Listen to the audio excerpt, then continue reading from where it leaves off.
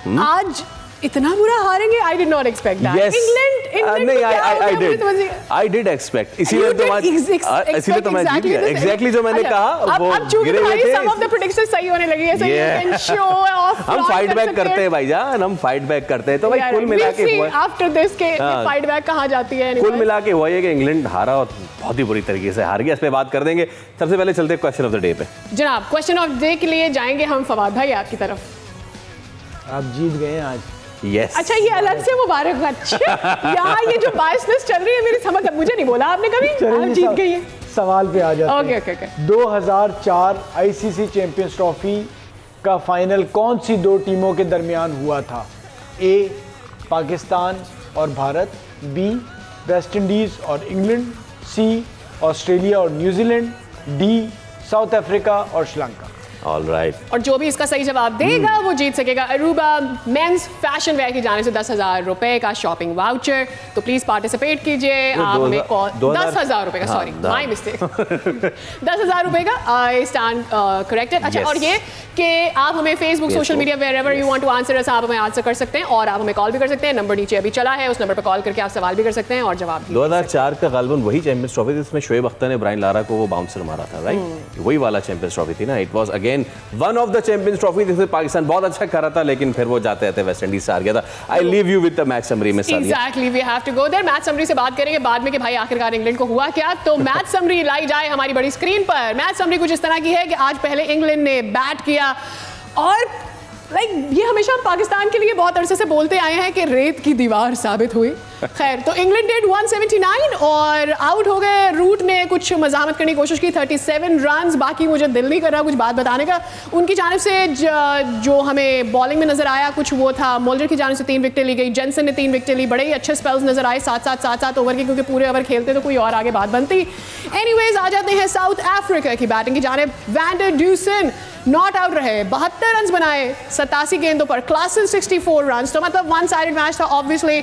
और जो बैटिंग थी उसमें, बॉलिंग थी जो इंग्लैंड की, उसकी जाने से भी कुछ नहीं हुआ. आर्चर ने 2 विकेटें हासिल की एंड आर्चर के ऊपर बहुत ज्यादा डिपेंड तो कर रही है इंग्लैंड की टीम, बट दे ही has not been able to. Although Archer ने आते ही 2 बोल्ड मार दिए थे तो फिर, लेकिन वो वही बात है ना, वो क्षमा जो थी वो बस भुक कर रही थी और इट वाज़न्ट. तो आखिर तनवीर भाई आज इंग्लैंड की क्षमा पूरी तरीके से बुझ गई. वो भी बुझी ऐसे, ये जो क्षमा का परवाना था जॉस बटलर, उन्होंने जो है वो कल ही वैसे कप्तानी छोड़ने का ऐलान कर दिया था. आज उन्होंने क्रिकेट मेरे ख्याल से अच्छा खेलने का भी जो है वो छोड़ दिया. So it was a very very dismal performance from England. 179 50 overs कुछ नहीं होता. देखिए, इसमें मैं थोड़ा सा पीछे जाना चाह रहा हूँ कि जब एंडी फ्लावर थे इनके हेड कोच, 2009 से लेकर 2014 तक वो इनकी टीम के साथ जो है वो कोच रहे. उसमें T20 वर्ल्ड कप भी इन्होंने जीता. जब वो आए तो उस टाइम उनकी जो रेपुटेशन थी पूरी दुनियाई क्रिकेट में वो इतनी ज़्यादा नहीं थी. उनकी वैल्यू कब बनी? जब वो इंग्लैंड के कोच बने, उसके बाद से उनकी रेपुटेशन बहुत बनी. ठीक है कि यार ये बड़ा ज़बरदस्त कोच है, क्या टीम को लेके चलता है. ठीक है, क्योंकि एक तो ये जिम्बाब्वे से आए हुए थे, उनकी इतनी ज़्यादा उस हिसाब से तो उनको कोई पूछता ही नहीं था. कोचिंग में आए, इस तरफ लगे तो उनकी डिमांड बनी. आप ये देखें कि वो बंदा जिस टाइम कोच था उस टाइम उनकी जीत देखें और अब देखें. उस टाइम खेलने का तरीक़ेकार देखें क्या था प्लेयरों का, और अब देखें. ठीक है ना. तो T20 क्रिकेट तो 2007 से उसके बाद से जो है T20 क्रिकेट जो है वो स्टार्ट हो गई थी, ठीक ठाक किस्म की होने लग गई थी. लेकिन 2014 तक वो ऐसे इंग्लैंड की टीम को लेके चलता रहा जैसे जिस फॉर्मेट में जिस तरह खेलना है उस फॉर्मेट में वो खेलते थे. प्लस उसके साथ एन मॉर्गन भी थे, और एन मॉर्गन के बारे में यही चीज़ें होने लग गई थी कि वो शिफ्ट करना चाह रहा है इस चीज़ को कि अब क्रिकेट को जो है ना, इंग्लैंड की क्रिकेट को वनडे में और टेस्ट क्रिकेट में शिफ्ट करें, ऐसे ही खेलना शुरू करें जैसे T20 में होता है. लेकिन प्रॉब्लम ये है जो मुझे अब नज़र आता है, मैं ये समझता हूँ कि मकलम को सिर्फ T20 का हेड कोच होना चाहिए. ओके, ठीक है. उसकी रीज़न जो मुझे लगती है वो ये, क्योंकि वो खुद एग्रेसिव है. जो इंसान जैसा होता है वो अपनी ज़िंदगी के तरीक़ेकार या अपनी ज़िंदगी को उसी तरह लेके चलता है. अगर वो इतना एग्रेसिव है तो वो अगर जिस सोच के साथ टेस्ट में काम करेगा, वनडे में काम करेगा, तो वो तो उनकी टीम तो ऐसे ही बर्बाद हो जाएगी. प्लस उसके साथ ये कैप्टन भी वो बनाते हैं जो बहुत एग्रेसिव होता है। Yes. ठीक है, जिस तरह अगर मैं बेन स्टोक की बात करूं, वो भी एक किस्म का एग्रेसिव है, बोल्ड फैसले लेता है। ठीक है, इन चीज़ों में जो लोग बोल्ड फैसले लेने वाले होते हैं ना, उनको दिमाग बड़ा इस्तेमाल करना पड़ता है। बटलर भी, ठीक है, ठीक, बटलर भी, वही ना, बटलर की तरफ भी आ रहा हूँ। तो आपको बड़ा माइंड यूज़ करना पड़ता है। इसका मतलब ये नहीं है कि आप खुला डुला हर जगह माइंड यूज़ कर दें, हम बोल्ड हैं, हम एग्रेसिव हैं, तो उससे इनको बहुत ज़्यादा जो है वो नुकसान हो रहा है। इन्होंने शायद ये सोचा कि हमने मारना शुरू किया है, टीमों को नहीं समझ आएगी। अब टीमों को समझ आ गई है, जो मारने वाला प्लेयर है उसको विकेटों के बीच में बॉल रखो बस। अब इनकी टीम में सिर्फ जो रूट ऐसा प्लेयर है जो पूरे 50 ओवर खेल सकता है। बेन डकेट 20 ओवर की क्रिकेट खेलता है। फिलिप सॉल्ट 20 ओवर का प्लेयर है। ठीक है, उसके बाद आप हैरी ब्रुक को देख लो, वो भी बहुत तेज़ खेलता है। इस टेस्ट में या वनडे में चल गया तो चल गया, वरना वही क्रिकेट खेलता है। लिविंगस्टन को देख लें, वो T20 स्पेशलिस्ट है। जॉस बटलर को देखें, वो ऐसे ही खेलता है। जॉनी बेस्टो नहीं है, वो भी इसी तरीके से खेलता है। तो इनको इस टाइम मुझे ऐसा लगता है ये बेसबॉल वाला जो नशा है ना, इससे थोड़ा सा पीछे आना पड़ेगा। इनको बहुत ज़्यादा नुकसान हो गया। मतलब मुझे आज इतनी हैरानगी हो रही थी कि आपके इतने बुरे हालात हैं और आज आखिरी मैच में भी आप पहले ओवर से वो क्रिकेट खेल रहे हैं जैसे पता नहीं सिर्फ T20 का मैच हो रहा है। तो मकलम को मुझे लगता है T20 का कोच होना चाहिए और टेस्ट मैच का और वनडे का वो कोच लाएं जो प्रॉपर मिडिल ऑर्डर का प्लेयर हो, मिडिल ऑर्डर का। ठीक है, वो प्लेयर जो अच्छा लेवल, अच्छी कोचिंग की हुई उसने, क्योंकि वो जो है वो बैलेंस लेके चलेगा हर चीज को। तेज भी खेलो, सिचुएशन के हिसाब से खेलो। ठीक है, यही चीज सोच आपकी वनडे में भी काम आएगी, यही सोच टेस्ट में भी काम आएगी। अब कप्तान भी ऐसा बनाए, ठीक है, जो बिल्कुल बैलेंस करता हो चीजें। ऐसा नहीं है कि बिल्कुल T20 वाला बना दिया या वो उस तरह बना दिया। इसीलिए रॉबर्ट की ने, जो इनका टीम का डायरेक्टर है, उसने लगता है इसको बोला या क्या बोला, भाई इनफ इज इनफ हो गया अब। ठीक है, बहुत बुरे हालात हो गए आपकी कप्तानी में। उसने ऐसे ही नहीं बोला होगा कि भाई अब जरा इस चीज को साइड पे करो, हमने अपनी क्रिकेट को जो बदलना है। लॉन्ग टाइम जब आपने इंग्लैंड की टीम के ऊपर like you have kept that I on England team. उसके बाद हमने इंडिया वाला वर्ल्ड कप देखा और फिर हमने सो ऑन देखा। फिर उसके अलावा हमने एक और मतलब ट्रॉफीज में हमने उनको देखा कि when there was a fall, there was a certain fall and there was not, उसमें से कमबैक नजर नहीं आया, जो कि हमें इंग्लिश टीम की स्ट्रेंथ हम बोलते थे। आप उनके बोर्ड की बहुत बात करते रहे हैं इससे पहले, we've been working together, इस पर हमें बात।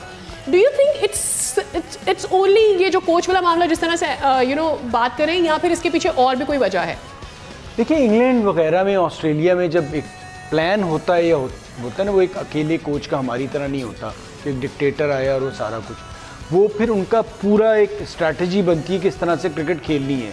जिससे जब ये बनी थी उस वक्त भी कुछ साबिक क्रिकेटर्स ने क्रिटिसाइज़ किया था। बट आज जो जिस तरह से इसका इख्तिताम, मुझे लगता है कि ये जो बेसबॉल क्रिकेट थी वो यहाँ दफन हो गई है। सही है। और बट मैं नहीं कह रहा कि वो इस तरह नहीं खेलेंगे, और जो खेलना चाहिए, अब उनके यहाँ बहुत ज़्यादा इस पर बात और क्रिटिसिज्म शुरू हो गया है। देखिए, ऑस्ट्रेलिया ने अपना खेलने का अंदाज नहीं चेंज किया।